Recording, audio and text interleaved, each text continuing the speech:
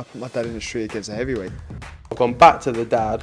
I've punched him a few more times. 5 blokes outside my front door. Can you come and help One me? hell of a fucking story, so stay tuned.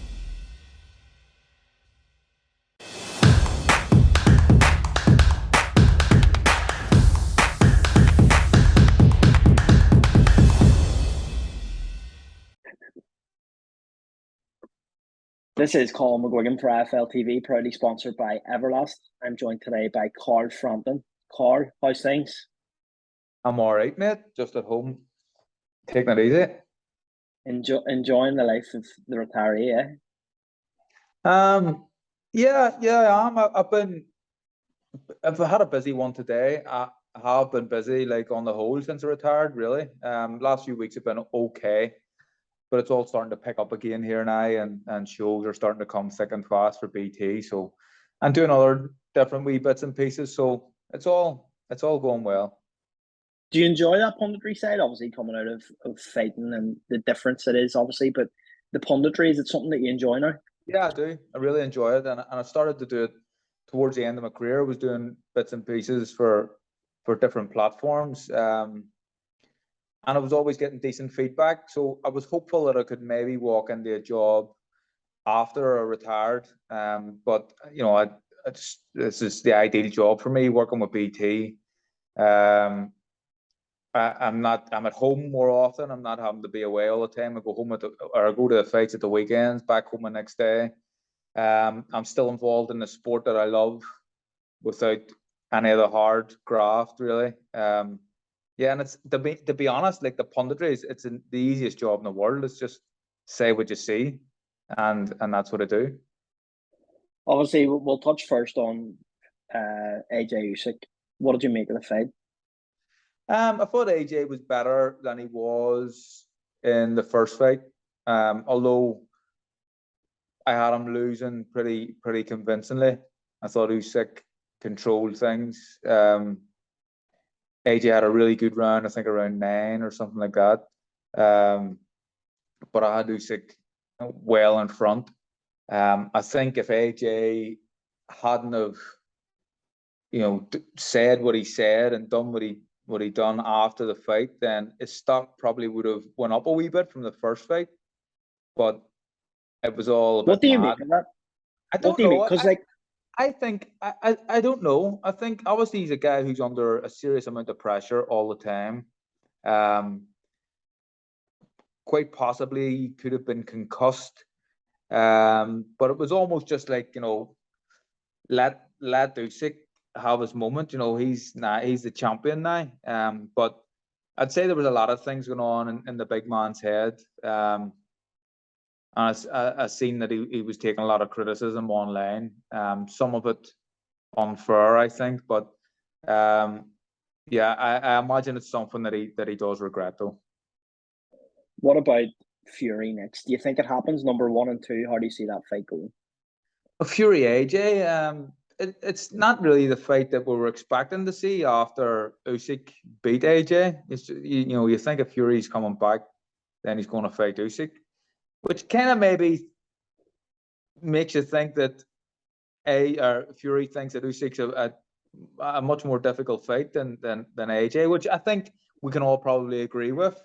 Although Fury and Usyk, I think that Fury's size may be the difference. But I think he's shown Usyk enough respect in that he wants to fight AJ rather than him.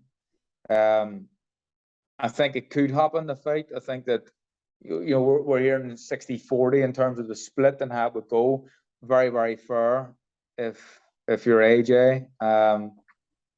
I think, Fury could maybe ask for more. But look, there's politics involved in this, and which platform do they put it on? I would hope it would be on BT. Me working for BT, and I'd love to work on a fight like that. But obviously AJ's with a different platform and the zone, and so much things have to get sorted out before that fight does go ahead. But hopefully it can happen. And although it's not the fight that's kind of settles who's the number 1 heavyweight, it's a fight that I'd be really interested in. Obviously, next up on BT, we've got a massive fight in Joe Joyce and Joseph Parker. I take it you'll be covering that for BT. How do you think that one goes? Well, it's a really difficult one to call. Joe Parker's really confident about this fight, really confident. Andy Lee and stuff. I've listened to some of the things, and I was speaking to them at the press conference, and guys, they really believe that they're going to win this fight, and they think that Joe Joyce is made for them. I think if you look at Joyce, if you're someone who can move a wee bit, you think I'd love to fight someone like that. Like if I was a heavyweight with my style, I think I'd have loved to have fought someone coming forward and just walking on the shots. But you think that until you're in there with him, and the shots that you're normally hurting people with are having zero effect on this guy. He's extremely fit. He's going to push you hard for every minute of the fight. I think it's a difficult one to call. Both guys are really confident. I like both guys. I really like both guys. It's one of them fights where I hate to see a loser, but it's probably going to happen. And I'll leave it a bit closer to the time before I pick who I think. What about Anthony Katz? He's on that card. Obviously, disappointment that he didn't make the Fury White undercard that time. He's a good friend of yours, Anthony. What do you predict for his fight? Yeah, and it's a good fight for him. I think that this is. I mean, if there's someone in their career that's, I thought I was the unluckiest fighter on the planet for a while. With some of the stuff that was going on with me, but Anthony Ggg, what's happened to his career? Stop-start career, all the issues with it, the fight falling through. It was meant to be on chief support to Tyson Fury at Wembley. You gotta feel sorry for him, extremely sorry for him. But he's a great fighter, and he just needs a break. And hopefully this is it. Hopefully he puts in a good performance, gets a big win, and becomes recognised in the States. We all know here, suppose in Belfast, we all know how good Anthony Ggg is. All the boxing fraternity talk about him all the time. But even in the mainland, he needs to be more well known.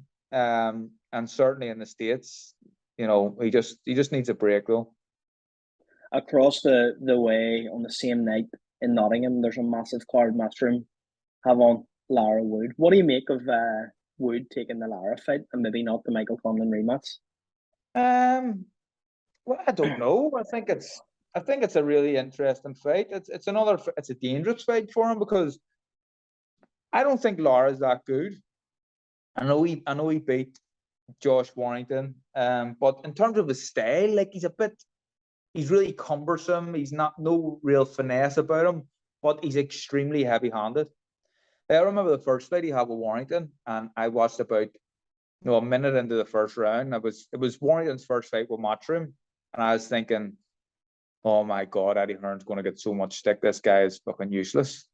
But he's got so much power, so much punch power. So Lee Wood's taking a risk and taking the fight. But what's really interesting is that that fight is going up against BT Sport with Joyce Parker, big heavyweights. It's a strange fight to be going up against. If he was doing it on Sky rather than the Zone, quite possibly it makes sense. But for me, it doesn't make sense. I don't imagine they're going to do big viewing figures for that fight. Do you think the numbers in terms of Joyce Parker would be much bigger? Yes, definitely. Absolutely. With obviously Lara being so heavy-handed, like you said, I know you said he's cumbersome and things like that as well. But with being so heavy-handed, where does Lee Wood go in his career if he does get knocked out? I'd say I don't know. That's why it's just, what does Lara have? Lara he doesn't really bring anything to the table apart from he beat Josh Warrington. He's never a world champion because it was for a non-title fight.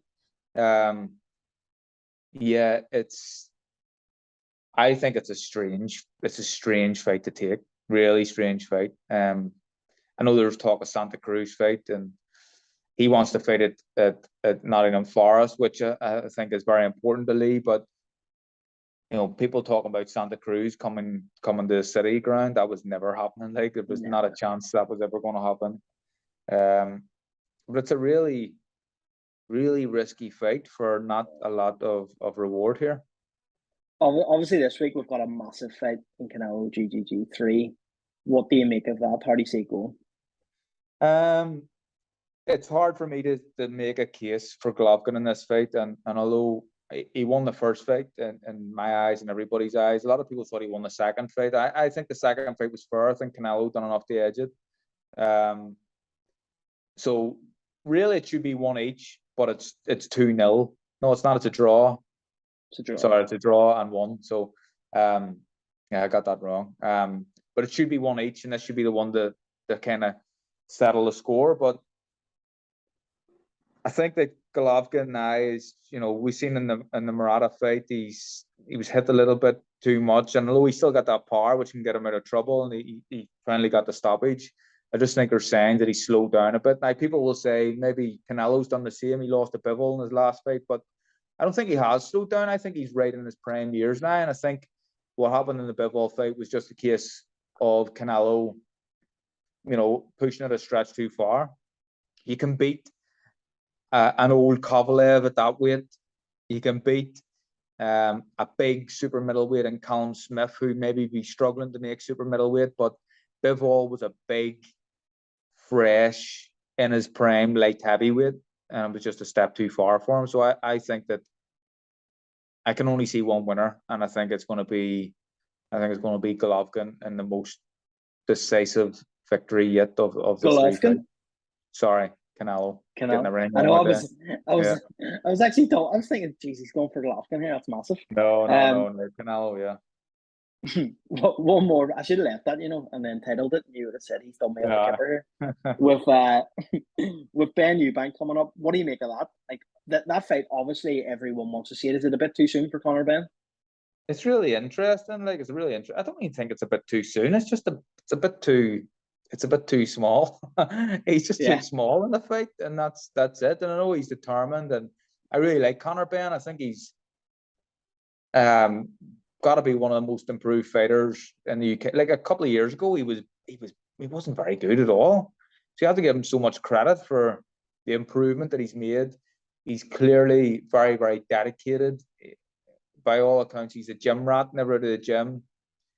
Seems to be very determined as well, but like his old man. And I think he's a quality fighter, a really, really good fighter.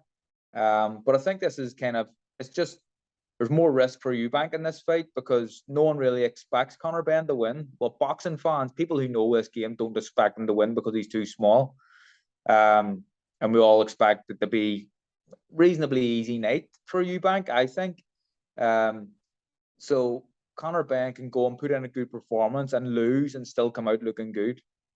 So I think he's in a good position here, and he can still go back down to welterweight after it and become a world champion.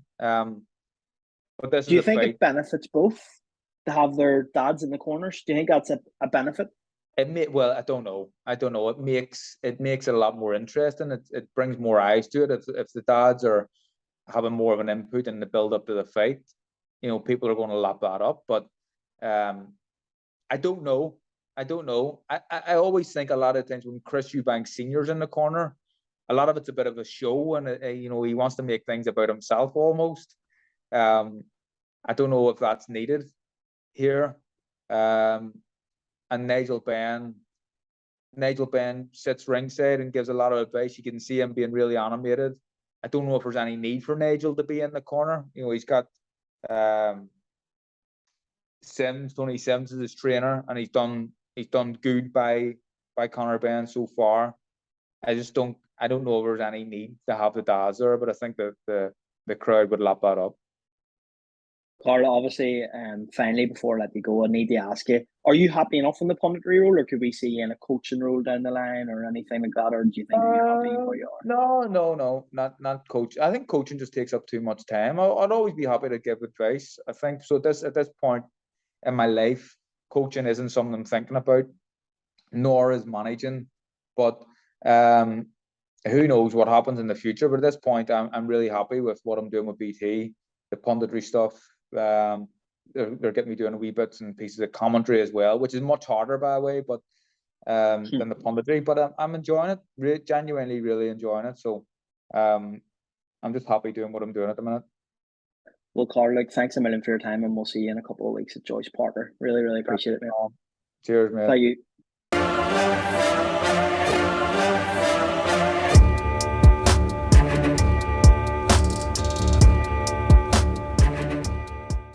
Yeah, I put my dad in the street against a heavyweight.